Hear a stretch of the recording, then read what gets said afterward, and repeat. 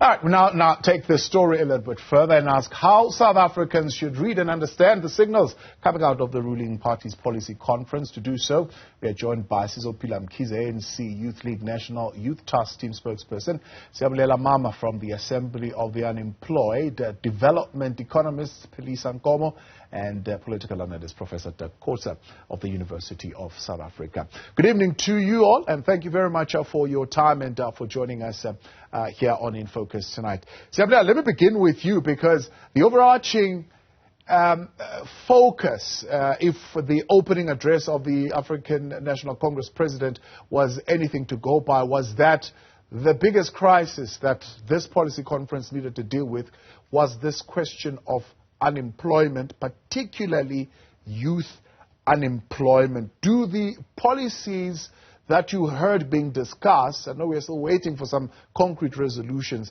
in your view, adequately respond to the challenges the country faces as far as unemployment is concerned? I mean, one of those that we're hearing, for example, is the declaration of a state of emergency when it comes to the unemployment crisis in the country, but also some suggestions around deepening the extent to which quality education and relevant skills are provided for young people within our basic education system and our tertiary education system. Just reflect on just those few things in your view, and what you think could possibly be a workable thing here.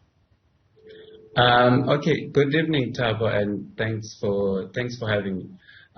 First, we're excited, about now that the ANC and the ruling party is starting to talk about the introduction of a progressive wealth tax. So we accept that, and we're happy about it. However, what has been missing, and I think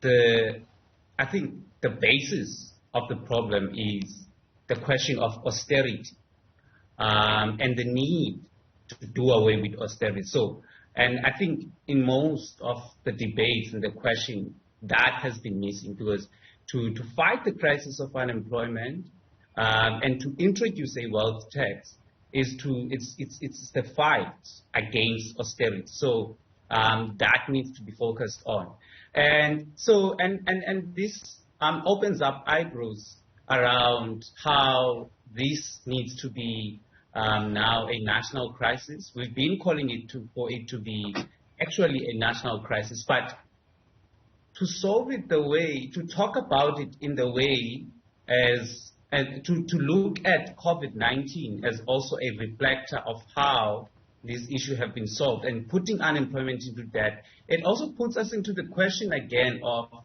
saying we're opening up. How can the IMF help us? How does the World Bank help us?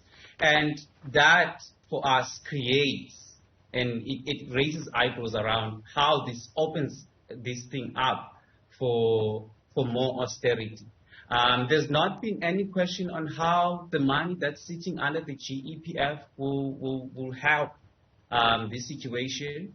But what we had Krima saying is that we don't know this, we don't have actual solutions, but everyone needs to come in to sort this thing out. So we're happy that there's an introduction of a wealth tax, but we need to talk about how do we dismantle austerity. Yeah. Of course, this has been there, but now the state must implement, and that's the question, that's the real basis. Will the state be able to deal with austerity, to introduce a progressive wealth tax? Phelisa Nkomo, does the state have room to do that, to dismantle the austerity, looking at the macroeconomic policy that is being followed by this government of the African National Congress? I know the president earlier in the beginning of the policy said maybe we should ask the question about the structure of this economy and whether it is the correct structure. Do they have that room to dismantle this austerity line that they've been following? Yeah, no, absolutely. In fact, by the way, austerity measures, it's always a policy choice that government makes, right? And now where there's a in fact, a contrast, by the way, in terms of how our macro policy is actually designed. I think the first issue is that there's welfareism, right, which kind of like gives a little bit of a breather, to working class and poor families in a form of a social grant. And then you have the social policy leg, which then looks at issues around access to education, healthcare, housing. And in fact, when government will talk about how the fiscal policy is supporting the poor, they will actually mention, they will list the things that I've just spoken about it now. However, the reality, though, is that in an economy that is actually growing at less than 2% for at least more than almost 8 years, for example, you can't use austerity as a measure, by the way. You use an expansionary form of a macroeconomic policy, which in this context looks at increased spending of the fiscal policy, and then macroeconomic policy. Now we're actually choking as households and businesses, because there are two groups, by the way, that don't benefit when you increase interest rate. It's households, meaning that it takes away most of the funding potential surplus, because they have to fulfill and pay debts, but also it means that businesses, because there's an inverse relationship between interest rate and actually businesses. So I agree with Sia when he says that government needs to spend money. Let's turn this country into a construction site. You use the fiscal policy instruments you have, where young people have access to job opportunities, at least in the short to medium term, while in fact then you're fixing other things in terms of macroeconomic policy. But of course, at the heart of everything else, you can never build a vibrant economy on the back of neoliberal economy, by the way.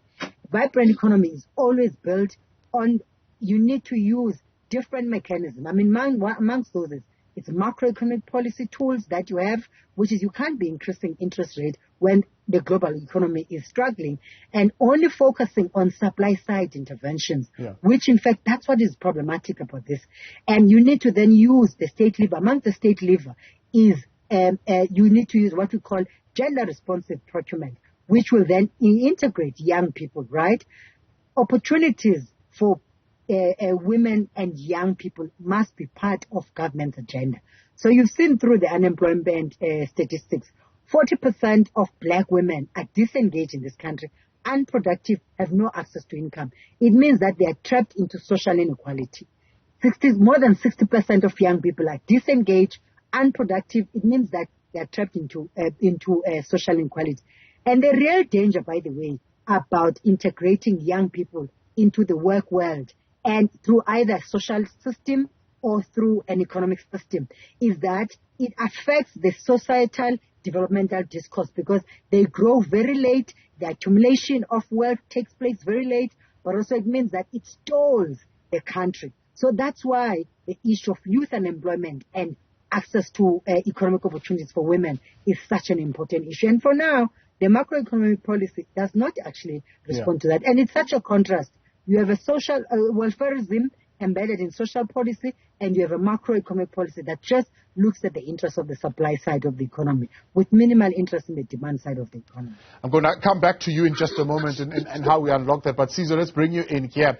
The president saying the delegates all agree that development and empowerment of our youth is vital for the future of our nation, and therefore we need to intensify efforts to provide young people with quality education and relevant skills.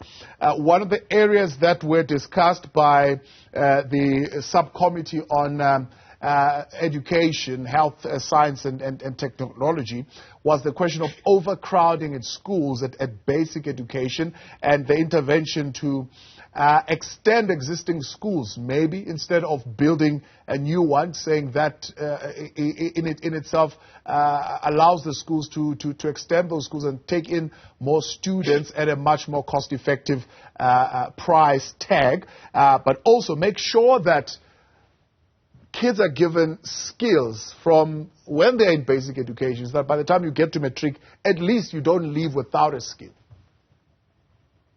Yes, greetings to you and greetings to your viewers, Thabo.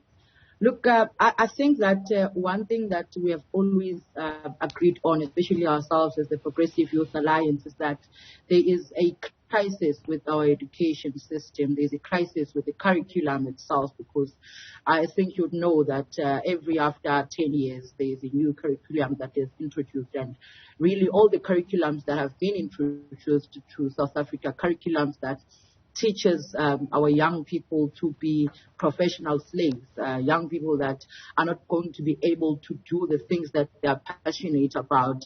It's like we're programmed to this particular system of education, which really does not assist South Africa according to what South Africa needs. I mean, the fact that we have to get some of the skills when we want some of the skills in South Africa, we say they're scarce, we can't find them, we have to outsource, get them from other countries. I mean, it says a lot about ourselves, and we highly appreciate the fact that at least now we seem to be in agreement with the ANC that we need a curriculum that is going to speak to South African conditions, that is going to speak to what South African needs, what South African youth needs, because for now we have been having a problem of a system that does not speak to us. But also I want to say this, Vuyo, that we're not only excited about the agreement to implement these policies, but we are a bit worried about its implementation, because I can tell you that there are many from 1994, many policies, good policies that have been adopted, that have been agreed to, but when it comes to implementation side of things, it does not happen. And I can tell you that we came to this policy conference and everyone was interested in a step aside, and the truth is that a young person from Zimbabwe in KwaZulu-Natal does not care about the step aside. They want a job, they want a sustainable job. We're more worried about the implementation part of it, because that is what we have been lacking. The ANC. Do you think the implementation would improve? Because I know the Commission on is it the Commission on Social Transformation? It could be, I could be wrong, that agreed that the Ministry of Youth needs to be separated from the Ministry of Women, Children and People with Disabilities, and have its own ministry, maybe still allocated in the presidency. Do you think that would improve the implementation?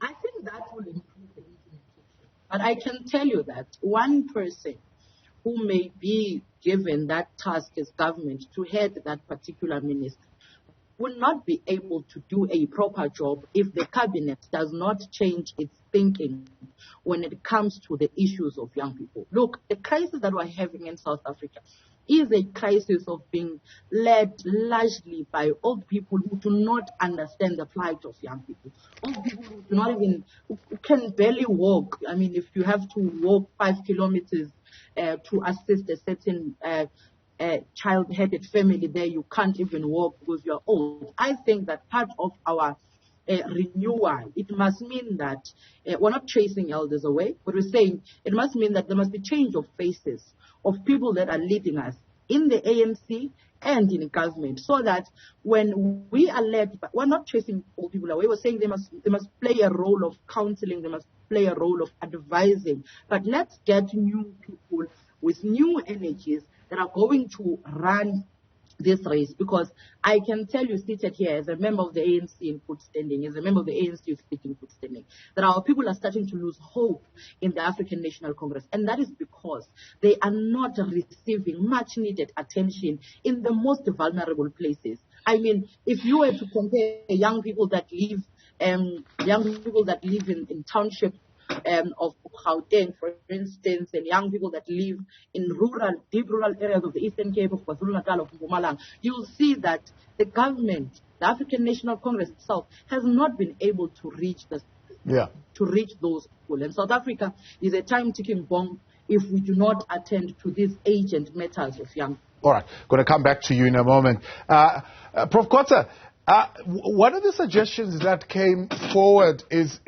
on governance, I think, subcommittee, was the conversation around the allocation given to local government and how previously local government was I suppose, left to its own devices in as far as bringing in revenue. But there seemed to be a feeling that maybe more allocation, I think currently they get close to like 5% or something of that nature, if not 10%. My numbers could be mixed up there a little bit. Could that certainly be a answer to the kind of lack of service delivery that we have been seeing in some local municipalities and district municipalities in particular? Yes, I think this is one of the key issues. I think the fiscal basis of municipalities, local government in general, is at this stage too small or too weak, especially in more rural areas.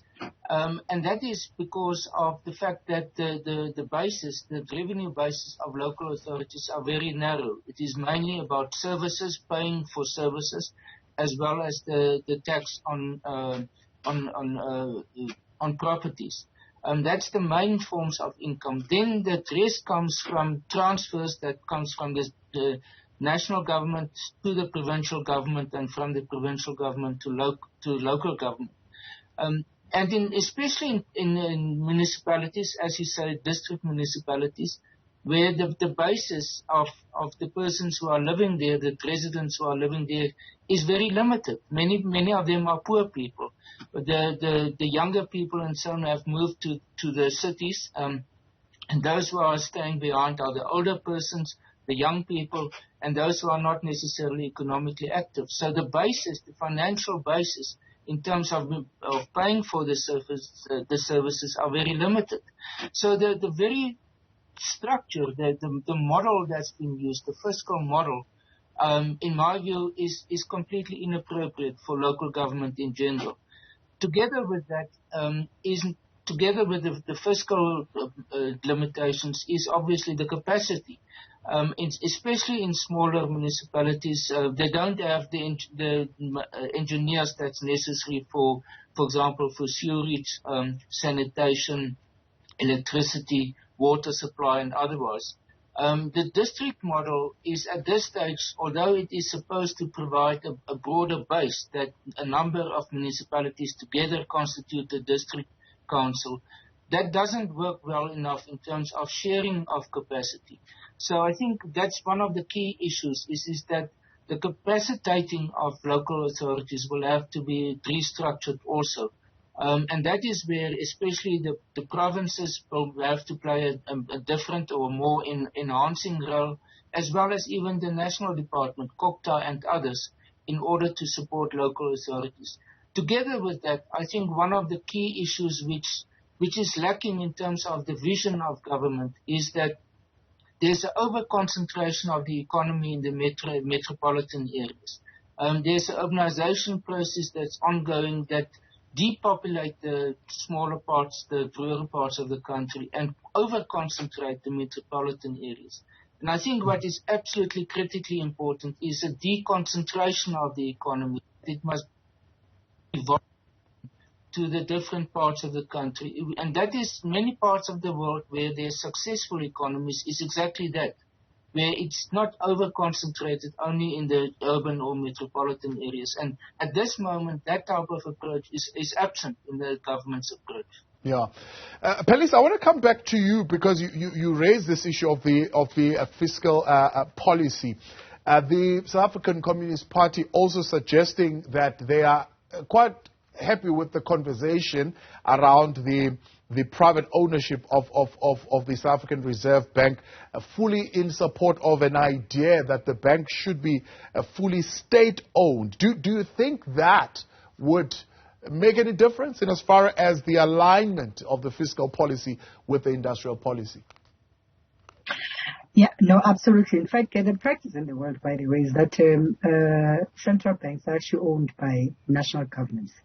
So it's a misnomer, this thing of having what you call private shareholders who kind of like really determine how the bank functions. However, though, but you still have a committee. I mean, the Monetary Policy Committee, by the way, does have a lot of powers in as far as the choices that it makes. But fundamentally, the issue that the Minister of Finance, of course, including the President, we have to decide on is the issue of a dual mandate. So a singular mandate, by the way, of central banks. Very few countries, if there are any, that actually have a singular mandate in this day and age.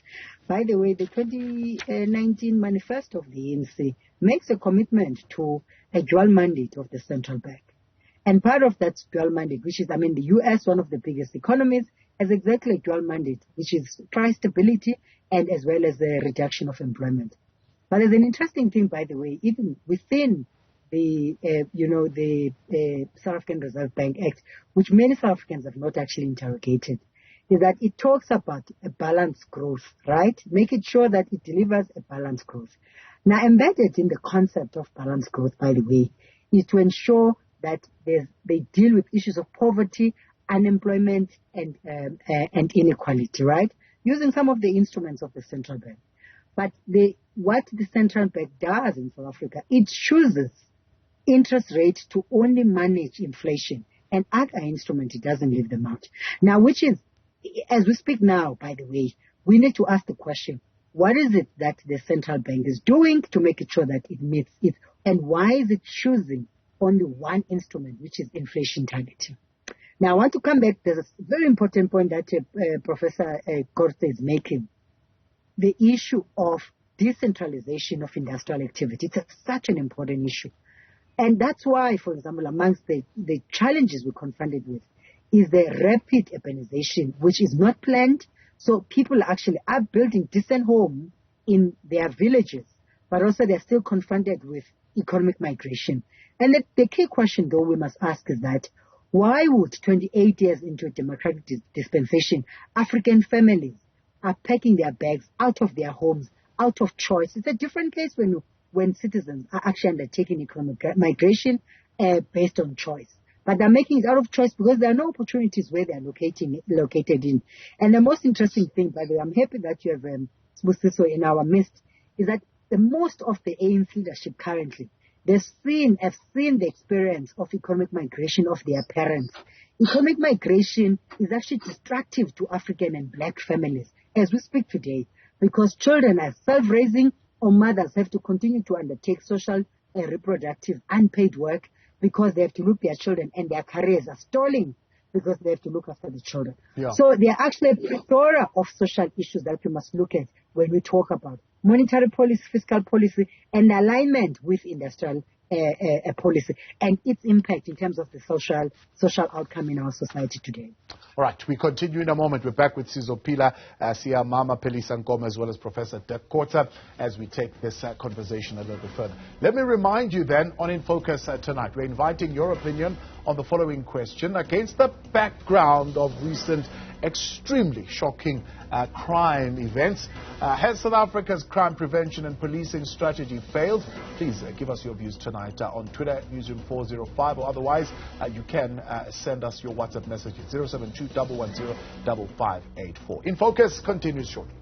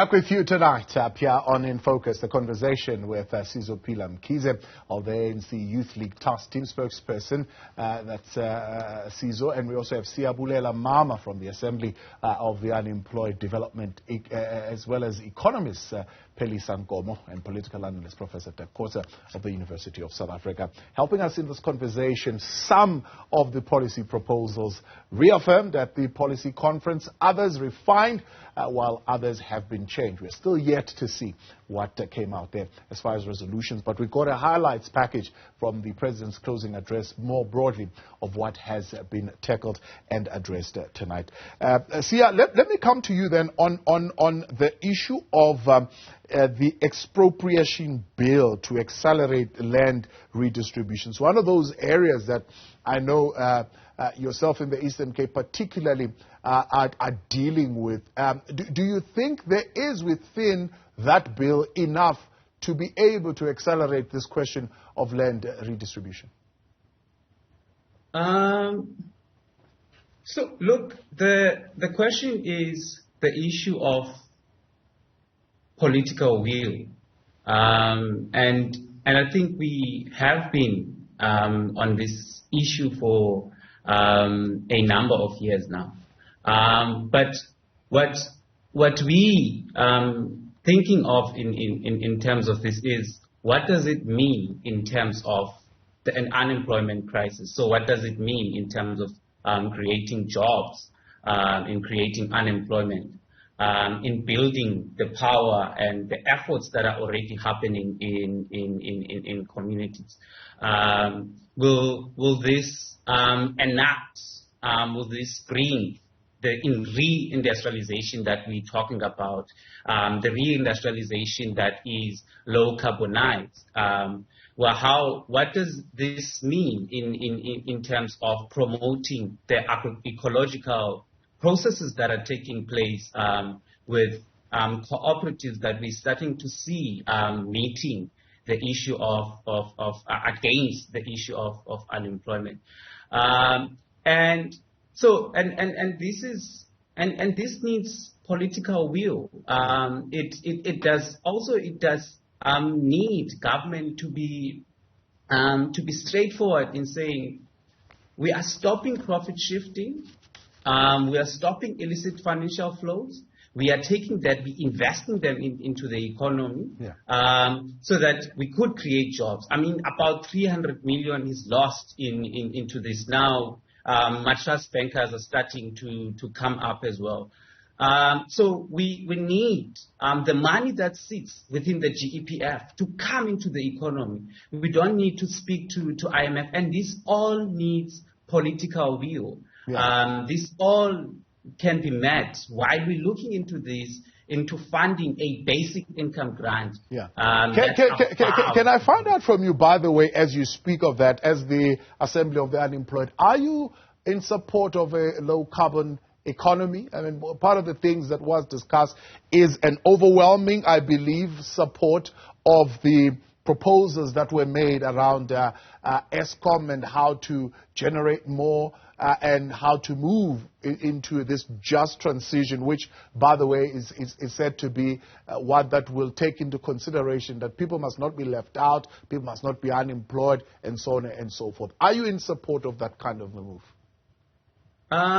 So, as the Assembly of the Unemployed, by the way, we have been campaigning for the 1 million climate jobs campaign, because we believe as we deal with this crisis of unemployment, we also deal with the huge crisis of climate change, which the poor and the working class are mostly affected by. If you look at what has happened in KZN, if you look at what has happened through the tropical cyclones that we have experienced, including floods and veld fires. So we have had a clear stance on this. But for us, this just transition must be just that, a just transition. So it must be a just transition that also speaks to the crisis of unemployment. It must relate to the crisis of unemployment. And that's why we're calling for a reindustrialized South Africa that is focused on low carbon.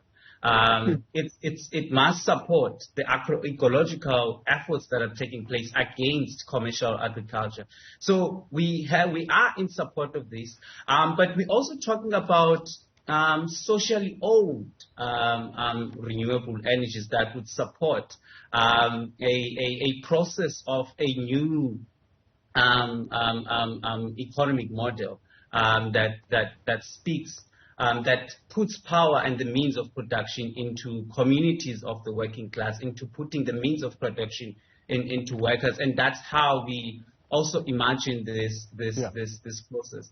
Right. So at the Assembly of the Unemployed has been campaigning for this and has been talking about the need for 1 million climate jobs, right, because we believe that through this, about 1 million jobs can be created. Got you. Sizo, the young people of the ANC Youth League, how do they feel about the fact that the party failed to, I suppose, get the support of the others on the question of expropriation of land without compensation? And now what literally they are left with is, well, we'll try and convince them, but failing which, of course, we have the expropriation bill that we could use to accelerate land redistribution. Look, I think maybe taking from some of the comments that my brother just made, Siya speaks about a political will of implementing progressive ideas that we speak about. And I can tell you that in 2011, when the ANC Youth League said at its Congress, its National Congress, it spoke about economic freedom in our lifetime. And part of it, we gave the African National Congress 7 cardinal pillars of economic freedom in our lifetime. And part of it was an issue of land at the center of it, because we believe that we must be able to expropriate land without compensation. Now, this comes as a good idea from the young lions of the ANC, but it falls on deaf ears of their elders. And it continues. Now, I do not think that it was wise, by the way, for the African National Congress, when the opportunity presented itself in a form of a motion by the EFF, I don't think it was wise for the African National Congress to not support that motion, because they know that it is our views as members and leaders of the African National Congress Youth League and the ANC. Now, it comes to a political will. Look, we are very rich with minerals in South Africa, but we just dig them up, take them to other countries. They come back twice or 3 times expensive than the time that we took them out. And when you want to process, when there's a political will of being able to process gold, for instance, turn it to a ring here in South Africa, you are creating jobs, you're giving young people jobs. But the problem, part of the problem is that we're dealing with conflict of interest here, because the people that we expect to implement these policies, most of them have so many shares in these companies, in these big mines, in these big farms, in these huge companies that are exploiting our people. Yeah. Now we need to. Now the problem is a conflict of interest. That is why when we say they are good policies, but they are not implemented. Now, so how do you speak? Sorry, let me come in here. You speak of a conflict of interest. The president was saying there's agreement in the conference that there should be better collaboration between public and private sector, for example, on issues like energy creation. I mean, is that not only going to exacerbate this question of conflict of interest? It will, and it has been the case. It's just that now we want to formalize oppression. We want to formalize oppression by saying, no, we need to. I mean, when you go to China, for instance, China is run by the Chinese Communist Party, and concurrently with their government. And now we need to understand that if we say the ANC is in power, and ANC adopts policies, and ANC deploys its own people in parliament, you can't have a Tito Mboweni that is going to come and write on Twitter things that are against the policies that are adopted by the same ANC. So I think that policies cannot be implemented by Holy Spirit.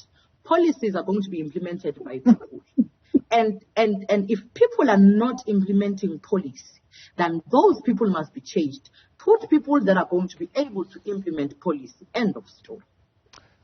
Prof, let's talk then about this question of the South African Reserve Bank. No, previously it was used maybe to an extent as a political football to indicate which faction would have had influence on the outcomes of the policy conference. I don't know if that was the case this time, and you think this was engaged with in earnest and with an open mind and the sincerity of really trying to find a better structure that would deal with some of the fiscal constraints that we're dealing with? I think when it comes to the Reserve Bank, we must distinguish between the shareholding or the ownership of the bank and the mandate of the bank. It's two different things. What we are talking when there's a reference to the nationalization of the bank, it's about the ownership. It's about the shareholding by private shareholders. The South African Reserve Bank is only one of, I think, 8 in the world of central banks that have this type of dispensation. All the other banks in the world don't have private shareholders. So I think of moving in that direction, in a sense, will bring us in line with what exists in most countries of the world. So it's not such a radical change as most people are actually pretending to be. It's also not going to change very much the decision-making process in the Reserve Bank, because the shareholders are, in a sense, not the decision-makers. They are not the ones who, when there's a general meeting of the bank, they don't determine who's the governor of the Reserve Bank. They don't determine who is the top structures of the Reserve Bank. They don't have a major say in the monetary committee of the Reserve Bank. Yeah. So while we are there, sorry, Prof, I have to distract you there. Dr. Parile Hotla is suggesting that the formation of that monetary committee should actually in itself be interrogated. And the question he's asking is, why is it that those who head the economic cluster, so not necessarily the politicians, but the DGs and so forth, are not involved in that monetary committee in terms of the decisions that are made and affect the voting of that committee? They are on the committee. Some of them are on the committee, and the committee consists of the senior leadership of the Reserve Bank. It's not persons from outside.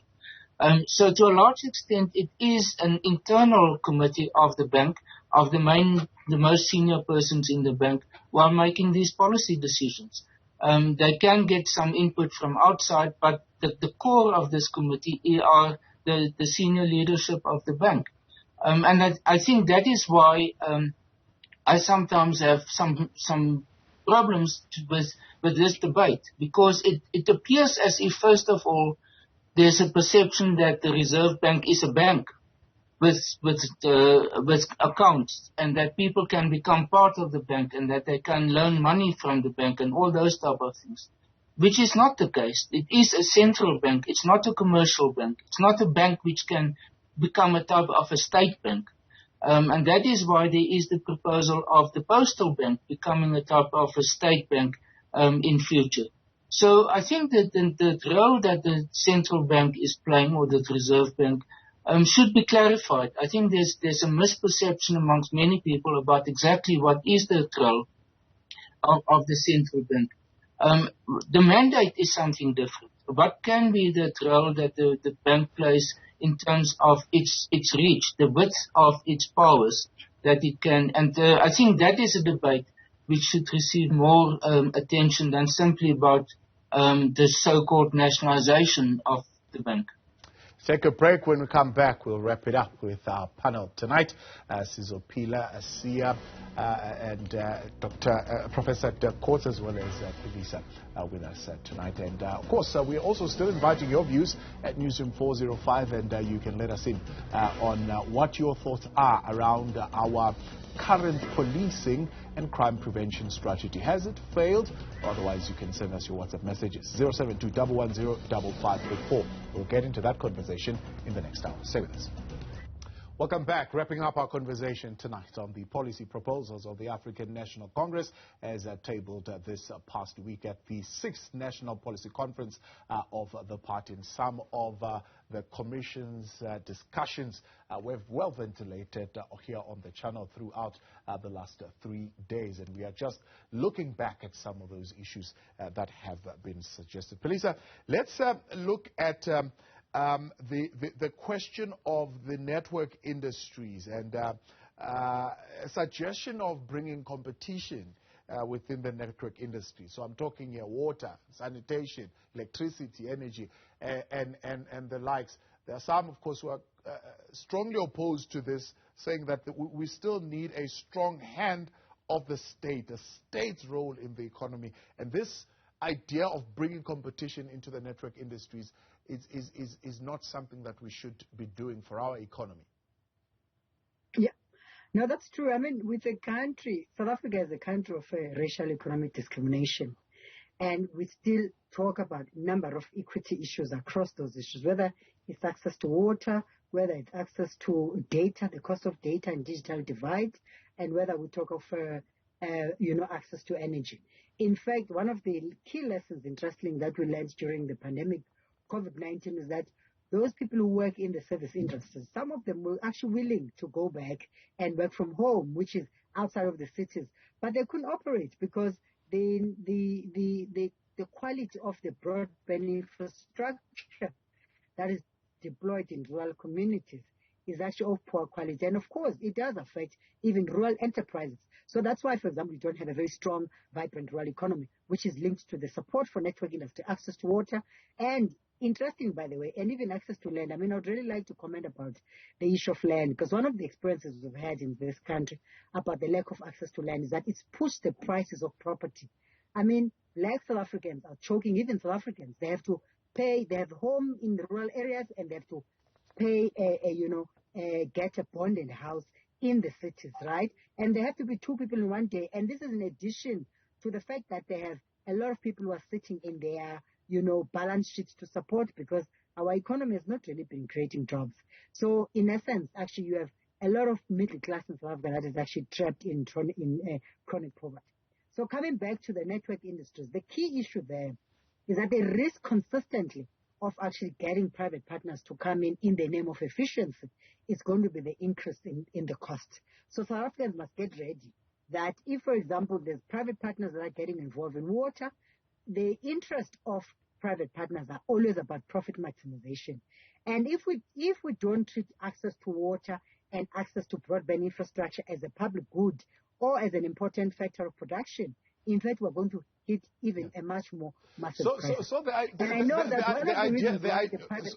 Phelisa. So the idea that, for example, that says, yes, let's bring in private electricity generators in terms of renewables, because the network still belongs to Eskom. So it's not entirely privatization, it still belonged to the state, but we've also now opened up for the state also to produce renewables. Are you saying that's just a smokescreen? No. I think there are two things there. There's an issue about getting private parties, in this context, private sector, to get involved, right? The key issue, and let me just think a little bit about the Eskom issue. One of the mistakes we're actually making here, because part of the policies we implement are actually market fundamentalist policies or neoliberal policies. Eskom has to be part of the integral part of renewables, right? For a number of reasons. Firstly, if you exclude Eskom, you risk the 40,000 people who are currently working there to lose their jobs. That's the first issue.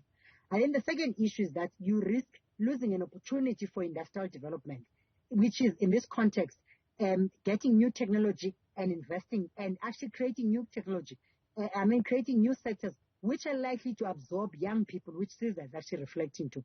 And the nice thing, by the way, about the renewable sector, which is now seen as part of just transition, is the fact that actually it's not only technologically intensive, and this younger generation, by the way, is much more technologically savvy than all of us here. But they could get attracted, they could get absorbed there, but also it's labor intensive. Now, if you exclude Eskom, exclude Eskom into the just transition, amongst of the key things, for example, you're not going to be able to have a very clear plan about what are the plans around decommissioning the plants, right? But what actually needs to be done? So I do think that, I think I appreciate the point that Sia was making, but I do think that at the heart of it, we need to think about what type of resources that we have in South Africa to make it sure that we address three things around access to energy. The first one is cheaper access of energy. The second one is energy equity. And the third one is energy sustainability, right? And if we meet those three, the three criteria and make it sure that as we move to just transition, but also take up on the opportunities that I imagine. The 4 windows of renewables that South Africa has had, renewable tender processes. We've actually imported almost everything. Yeah. And the risk we're having, by the way, is that we're actually going to become an assembling economy. And the point that Sia is making is that if we want to reindustrialize, energy sector presents itself as a massive opportunity. Even if you do a hybrid, which is currently used fossil fuel, but you use clean technology to clean the fossil fuel. In fact, South Africa, by the way, could be such a game changer for South Africa, the clean technology, and for Africa and the developing community. I actually don't understand why there's not even a fund that is being set up to say young people or even innovators who would like to explore a development of a technology that is going to clean even the current coal, right? Because a coal is a resource that we have, and it's a resource that South Africans must actually benefit from. But it's just going to require a much more agility, but as well as a very much more stronger political will without conflict of interest. Before we run out of time, and bring in the rest of our speakers, at least 2 minutes each, to be able to wrap up this conversation. Sia, talk to me about the recommendations that are being made around the rising fuel and food prices and support to consumers in particular. And of course, there's talk, I suppose, more broadly now around the acceptance of a universal income grant. And then this brings us to also another question, and the question of austerity. We need to do away with austerity. We need to do away with budget cuts. The central bank, actually, going back to that debate, needs to take full control of the economy, including in the issue of exchange controls. We cannot be sitting at a situation where corporations are paying less tax.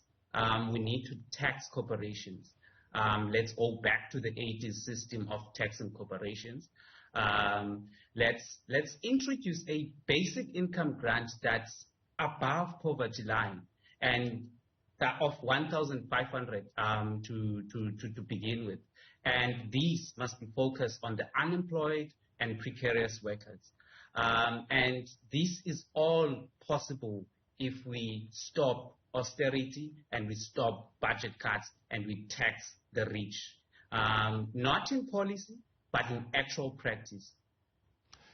Sizo, let's talk about party issues then. The overarching framework for renewal of the party. Do you have faith in the party being able to deal with corruption and unacceptable conduct? Kgalema Motlanthe is saying that it already exists, for example, in the constitution of the ANC, over and above the step aside that has now been put in, that if you're a wayward member, you cease to be a member and your membership is actually cancelled and you're expelled. Look, Thabo, you see here you are faced with the situations of police who are criminals, who are chasing people that they deem as criminals, but they are also criminals.